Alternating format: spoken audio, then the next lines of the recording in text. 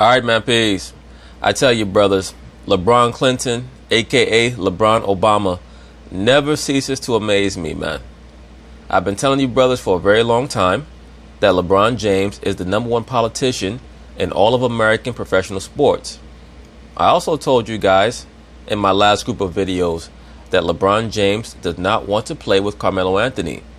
And that is why when Carmelo Anthony was released by the Rockets, or when he sought out his release from the Rockets, many of Carmelo Anthony's friends within the NBA fraternity decided that they were going to take to Twitter and write a long message about how unjust they thought the Rockets treated Carmelo Anthony.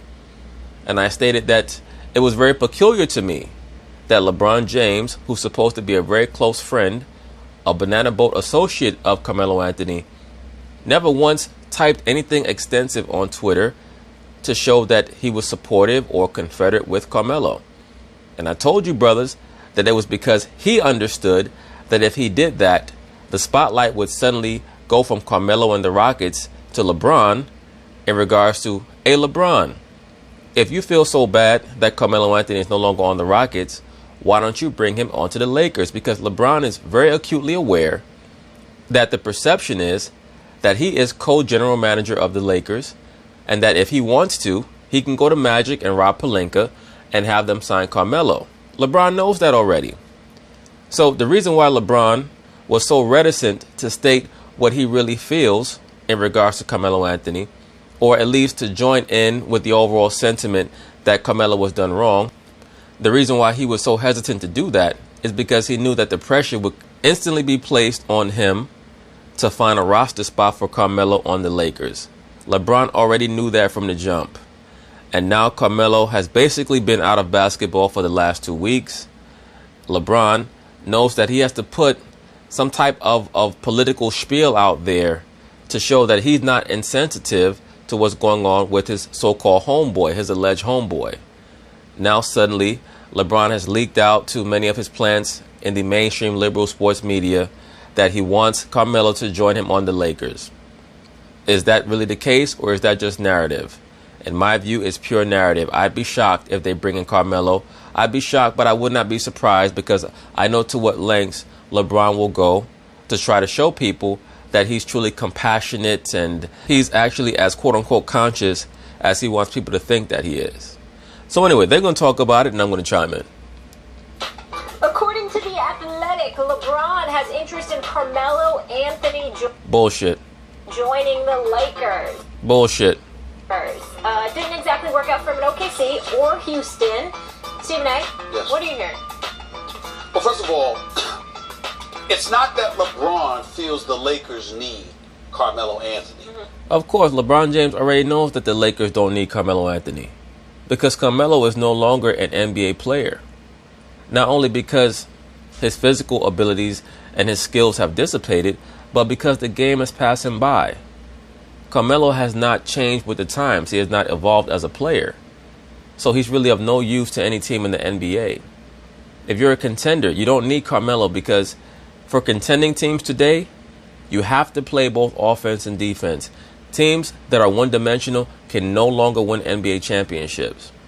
You cannot win championships just by locking teams down anymore. Now you need to be able to utilize what they call the 3-and-D tactic. Make long-range jump shots and defend, which are two things that Carmelo Anthony does not do at a highly proficient level. That's the bottom line. LeBron already knows that the Lakers cannot use this dude. He knows this. But he also knows that he's going to look very bad if one of his so-called best friends in the league cannot get a job on any team in the NBA, as he sits idly by and allows it. He knows that it looks bad on him from a political perspective, and that's the only perspective that LeBron James is really concerned with. It's that LeBron, from what I was told, he was very upset and offended by how situations have been handled in Houston with Carmelo Anthony. Allegedly. But once again, who cares what LeBron James thinks about how the Houston Rockets handle their business?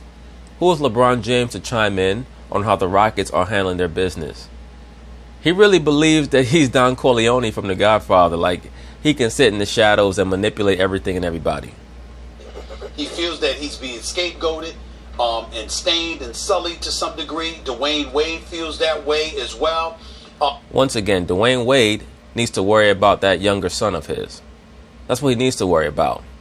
The young son who's on Instagram with Gabrielle Union making female poses and photos for Instagram. Worry about your son. Don't worry about Carmelo Anthony. They did not even consult with CP3 before making the call that they made. First off, Daryl Morey's attitude is, why the hell should I have to consult with CP3 to release Carmelo Anthony? It's bad enough that I consulted with him to bring Carmelo Anthony on board. That was one of the biggest mistakes that we've made in the last 2 years, is bringing that washed up ass Negro Carmelo Anthony onto our team. That's what Daryl Morey's thinking to himself. He's not worried about what CP3 thinks. Let me tell you something. CP3, he's heading down that hill pretty fast too. All right, I've already stated that. CP3 got the body of a 45-year-old retired NFL player. Okay? That HGH is not helping his ass anymore, allegedly. You know, Daryl Morey is exceptional as he is. Let's call it what it is, Max. They run that organization by the numbers. The numbers tell them a lot about what they want to do, what they should do, etc., etc. Any way you slice it, Carmelo Anthony believes that LeBron believes that Carmelo is being scapegoated and stained. So as a result, he wanted to see what he could do. Now LeBron James does not really believe that Carmelo Anthony is being scapegoated. He does not really believe that. He feels sorry for Carmelo in the same way that you feel sorry for your brother or your cousin when he gets arrested by the cops for selling drugs. You know damn well that your brother or your cousin was selling drugs, but you still feel sorry for him. That's the way in which LeBron James feels sorry for Carmelo. He's trying to help him to get to a better spot in his life, but he knows that it's going to compromise himself. All right? That's all this is about. LeBron James knows that Carmelo Anthony will not fit on their team. How the hell could you bring Carmelo in and give him any type of real playing time when he was already in that situation with the Rockets? He had the opportunity to be the 9th or 10th man on the Rockets. And I told you, brothers, that's why they had to separate. When I heard Daryl Morey and Mike D'Antoni talk about how Carmelo, he's at home right now, basically that was code word for we gave Carmelo the ultimatum and he was not comfortable with it. So we gave him some time off to think about it. And Carmelo came to the determination that no, he does not want to be a 9th or 10th man. And that's what he would have to be on the Lakers. Because who are you going to give Carmelo Anthony time over? You're going to give him time over Kyle Kuzma? Over Brandon Ingram? Over JaVale McGee? No. Not in today's NBA. You just can't. Now, you do have folks out there who have stated LeBron doesn't really want Melo. He just wants to make it look like he wants Melo. You mean anybody with a brain is saying that? Because that's the truth. That's not exactly the situation. Yes, it is. It's not that he's salivating to get Melo to L.A., but if Melo is in shape and... In other words, he can't use Melo because we both know Melo's not in shape, Stephen A. Smith. And ready to ball, LeBron would embrace that. So we're supposed to expect that in the last 2 weeks, since Carmelo Anthony has been cut from the Rockets, that he's in better shape now than he was before he was cut by the Rockets. We're supposed to believe that, Stephen A. Smith? Knock it off, brother. But the primary reason he would embrace it is because he got love for his brother, and he doesn't appreciate the way that Carmelo has been treated. Really? Well, if he has that much quote-unquote love for his brother, why the hell did LeBron James not stipulate to Magic Johnson and Rob Pelinka that they signed Carmelo Anthony before the season? Well, we've already got that answer, Stephen A. Smith, because you're the one who provided it. You're the one who stated that LeBron James originally tried to reach out to Carmelo to come play for the Lakers, but that Carmelo Anthony was in such terrible shape and bad condition that he was not usable. So why are you trying to act like you don't know why Carmelo Anthony was not on the Lakers from the beginning of the season? And look, I had no problem with Carmelo signing with the Rockets. That team, at least coming into this season, the overall perception of that team was that they were closer to challenging for a world championship than the Lakers were. And it just fit better because CP3 and Carmelo had both never won a title. They were both very good friends. And it just made more sense that they team up in the same way that it made sense when LeBron James and Dwayne Wade teamed up. But it didn't work out because that team, the Rockets, I mean, I'm still shocked that they were so good last year, to be honest with you. The season they're having this year is what I thought they were going to look like last year. So I'm not surprised that the league has finally seemed to have caught up with them. Now who knows? They may have a renaissance near the All-Star break and come out in the second half of the season like a house on fire, and their last 40 games they might go 35-5. Who the hell knows? The NBA is a crazy league, but from what I see, they're done. CP3 looks like he's almost finished. I mean, honestly, CP3, Dwight Howard, Dwayne Wade, Carmelo Anthony, that group of players that came into the NBA around 04, 05, that area, they're about finished. More so than for just basketball reasons. That's the situation, Max.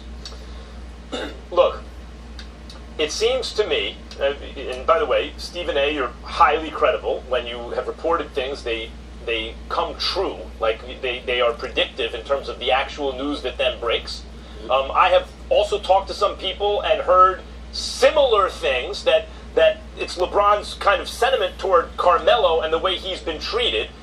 Isn't that interesting that you've, quote-unquote, talked to some people and you've heard similar things? In other words, you've connected to LeBron James people, the same people who are trying to push you to say these incredible things about LeBron James, like how he's light years ahead of everybody else in the NBA.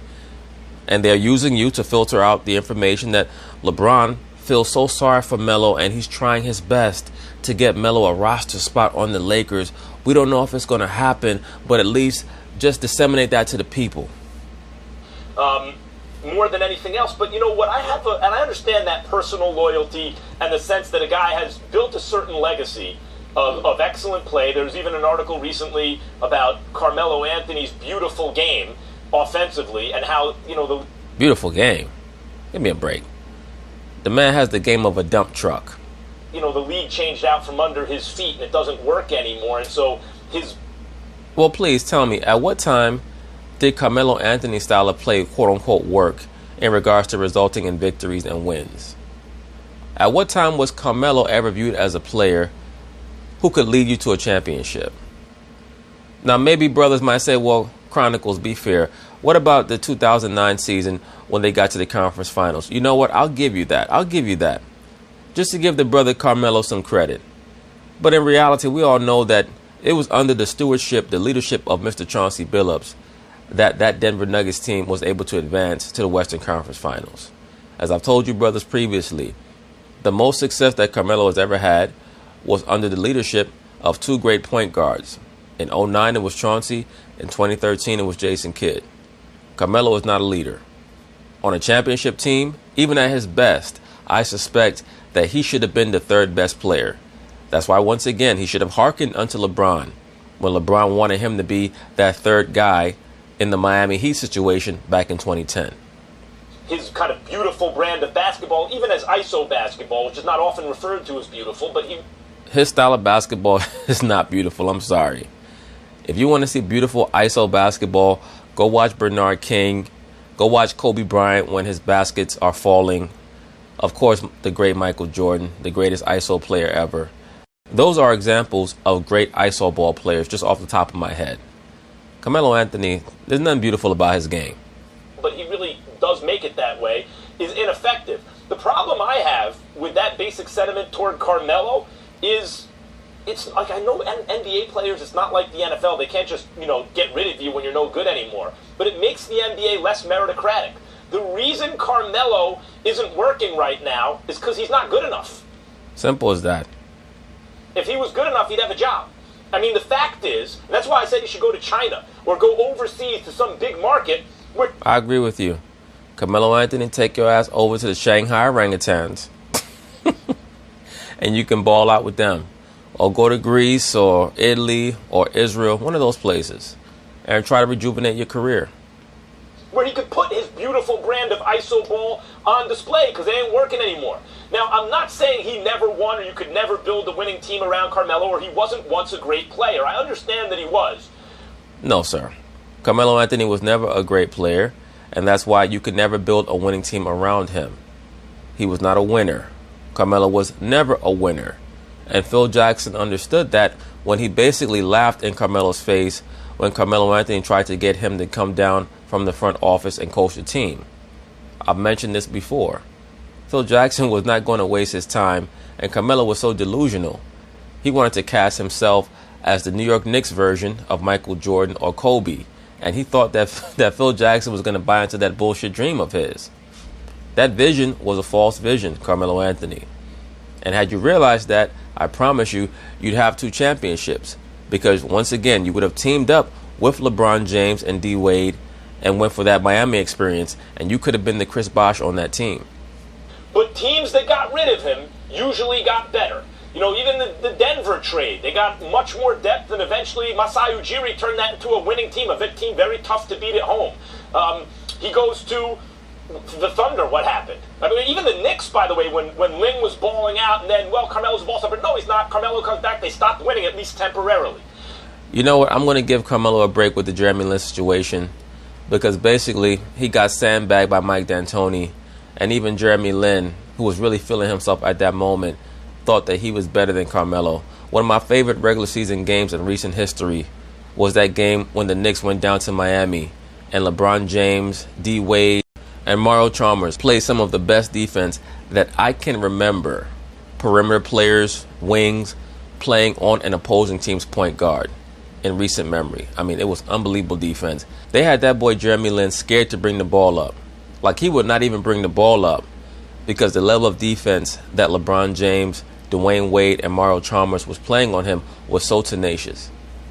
He goes to the Thunder. Look what happened to them. Then he leaves. Now look at them. He goes to the Rockets. Look what happened to them. So LeBron may be sitting there going, hey, people are confusing correlation. Carmelo shows up and some stuff goes wrong. Maybe that's bad luck.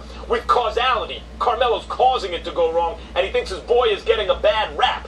But the fact remains, how much can Carmelo really help you? So the Not at all. The bottom line is the basic thought about what LeBron is doing is right. He's trying to hook his boy up. No, he's not trying to hook his boy up. He's trying to hook himself up. That's what LeBron James is trying to do. And, and it's really comical because it's so predictable. LeBron knows that he has to make himself look like the good guy because he knows that the public perception is that he has the power to control who is on the team's roster. The real question is, why is Michael Beasley on the roster? Do Magic Johnson, Rob Pelinka, and LeBron James believe that Michael Beasley is better than Carmelo Anthony? That's the real question, because that's who Carmelo will be coming to that team to replace. He'd be coming to replace Michael Beasley, because there's no way in the world that anybody with half a brain would think that Carmelo Anthony should be taking minutes from any of those young forwards that they have on their squad. You just can't. He's just putting this out there to hook his boy up. Max, let me break a few things down because I want to get your response to it, and I need you to listen to what I'm about to tell you. From a basketball perspective, even though I disagree with you, I get where you're coming from. What I would say in response to that is that if LeBron is the greatest player in the world, and widely considered to be that way, not just because of his physicality, his basketball acumen, but the fact that he's been basically a point forward throughout his entire career since high school. The ball is in his hands. He's making decisions. So if he is the greatest, and he is that great, and particularly great when it comes to decision making, then obviously his presence, because of all it encompasses, would greatly benefit Carmelo Anthony. When I look at the Lakers and their makeup, I've told you before, only 2 players, and I'm not talking about Tyson Chandler and JaVale McGee because they're big men and we understand their purpose. But outside of those guys, I told you the only 2 people that are must-keepers on the Los Angeles Lakers is Kyle Kuzma and Josh Hart. Anybody else can go as far as I'm concerned because LeBron... Josh Hart can go too. I don't see the appeal in Josh Hart. I understand the brother plays hard, plays very good defense or what have you, but I don't see the appeal with him. He's not a good shooter at all. LeBron and the way that he plays, I don't think that game is beneficial to Lonzo Ball and Brandon Ingram. A guy like Carmelo Anthony, who's just looking to catch and shoot, particularly at this stage of his career, is beneficial. Here's where it gets interesting, Max, and I got to tell you this. Years ago, if you remember, there was a story, there was news, it was stuff that was percolating, and I was all over the story, but I just laid off of it and left it to, the guys doing insides on a regular basis because I'm hosting a national radio show, national television show. But, you know, we see LeBron James, we see Clutch Sports and the great job that Rich Paul has done in accumulating clientele and, you know, in concert with the Mark Terminys of the world, obviously being LeBron's guy, LeBron having something to do with that. There was an aspiration that existed for players to have essentially their own agency. It was supposed to be LeBron with KD, with CP3, with Melo. This is according to what I was told. CP3 and Melo basically backed out, essentially electing to stay with CAA. So what happens is LeBron, being the savant that he is, goes out on his own and does his own thing and does his own business. And the kind of things that have materialized for that are things that we'll be talking about for years and years to come. Once again, that is the true greatness of LeBron James, that he has a ruling class mentality. He wants to be in control of his own future. The issue is that sometimes he goes overboard and tries to manipulate others into a false understanding of what exactly is going on. But as I've always stated incessantly, LeBron James, his great contribution to the NBA is that he taught so many of these players that what's important is making sure that you put yourself and your family first. Not thinking that you have to fulfill the whims of a fan base, of an organization, or of a city. That's all it's about. Because he's a pioneer and an innovator in that regard. But make no mistake about it, what's shocking to me is the reason why I'm bringing it to you is because what does it say to you? What should it say to me? What should it say to everybody? That even though from a business perspective, certain decisions that were made, you thought they were going to be made differently. Guys backed out. And as a result, here you are still looking to look out for one of your boys, who, by the way, I think can still play a little bit. I think Melo, in the right situation, can average 15 to 18 a game. All I'm saying to you is that the fact that LeBron would even want support for Melo out there, to me, speaks volumes about LeBron. Yeah, there's a lot there. Let me just say, first of all, 15 to 18 points a game to me is not impressive. What's impressive is how the team functions per 100 possessions. Absolutely. Team proficiency. And beyond that, I mean, if Stephen A. Smith's only contention is that Carmelo Anthony can bring you 15 to 18 points a game, how many minutes are you going to have to play him for him to get those points? You think that he's a better player right now than Brandon Ingram? I don't. You think he's better than Kyle Kuzma? I don't. It's very clear, as I've already stated. The real issue is whether or not he's even better than Michael Beasley. And if that's the question, what's the point of bringing Carmelo onto the team or even trying to, even putting forth that conjecture? Because as I've already stated, Carmelo has already proven that he was not willing to accept that role on the Rockets. So why the hell would he accept it on the Lakers? What is the point differential between what they score and what their opponents score per 100 possessions? Because that's more or less how many possessions there are in a game with that player on the floor. You can get 15 to 18 points a game and make your team perform worse in inefficient 15 to 18. Carmelo's been bad in catch and shoot opportunities from three.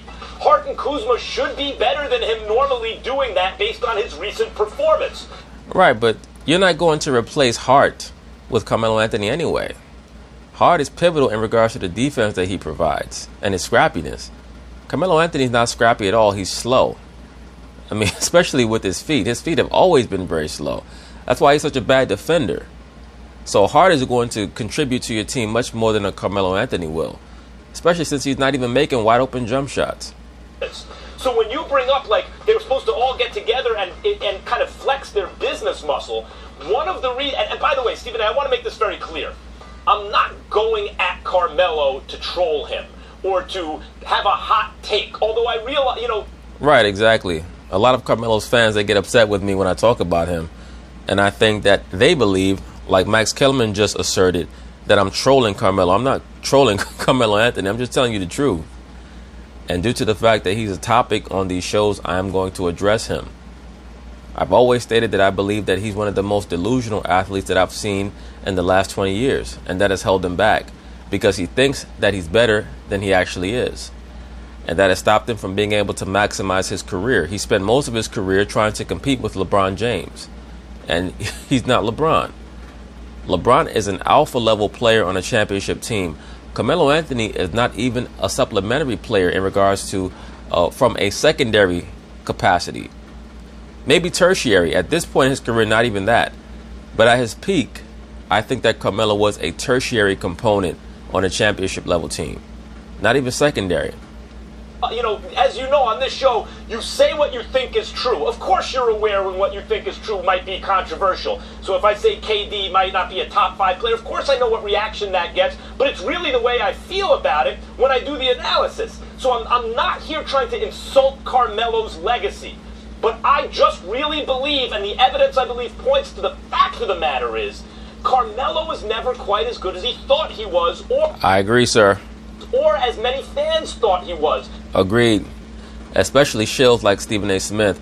Stephen A. Smith is for Carmelo Anthony very similar to what a Nick Wright has been for LeBron James in recent years. Basically just a mouthpiece. That's the reason he hasn't been able to flex the same business muscle as some of the other stars. Forget about LeBron that you mentioned. And I want to say one more thing. You said there are 2 guys who could get the most out of Carmelo, and I totally agreed with you about this. CP3 and LeBron. Right, the Rockets or the Lakers. LeBron would be Carmelo's last-ditched hope. Well, then that means that he has no hope. Because LeBron James is not being sincere, dude. There's nothing sincere about this notion being put forth by LeBron James' political staff that they want to bring Carmelo Anthony onto the team. And even if they do, it's only going to be for a very brief moment so that they can give Carmelo enough rope to hang himself. That's it. Absolutely. If he can't do it, that means he's whoa. Exactly. And so my point to you is that, this is the end for Melo to end up in L.A. This would definitely be the end. If it can't work there, the career's over. Fair enough. But if LeBron is what we say he is, then there is nothing to talk about here. If anybody can do it, because what you're not asking Melo to be Melo Molly. You're asking Melo to be a better version of Brandon Ingram. And I think he can pull that off. Well, you're a damn fool then, Stephen A. Smith. And as I've stated in the past, this is why you work for ESPN and why you're not an NBA GM. Because you do a good job of acting like you know basketball, but you really don't. If you think that Carmelo Anthony can be more impactful than Brandon Ingram, go out there and call up your NBA GM friends, your alleged NBA GM friends, and ask them who's of more value on the trade market right now. Brandon Ingram, a 22-year-old who, for the most part, is going to give you 17 points per game and probably about 5 assists, 7 rebounds, and shooting around 50%, or Carmelo Anthony, who's 33 years old, has the body of a 42-year-old, is going to give you about 12, 13 points per game, shoot about 40% from the field. On mostly uncontested shots. Once again, most of Carmelo's shots are uncontested. So this notion that Carmelo Anthony is of greater value than Brandon Ingram, that's nothing but nonsense. All right. Over the last 2 seasons, Melo's shooting 40%. The Lakers play the Spurs in San Antonio tonight. But anyway, that's basically it on that. We'll see how things go with this LeBron James, Carmelo Anthony fake narrative. So peace.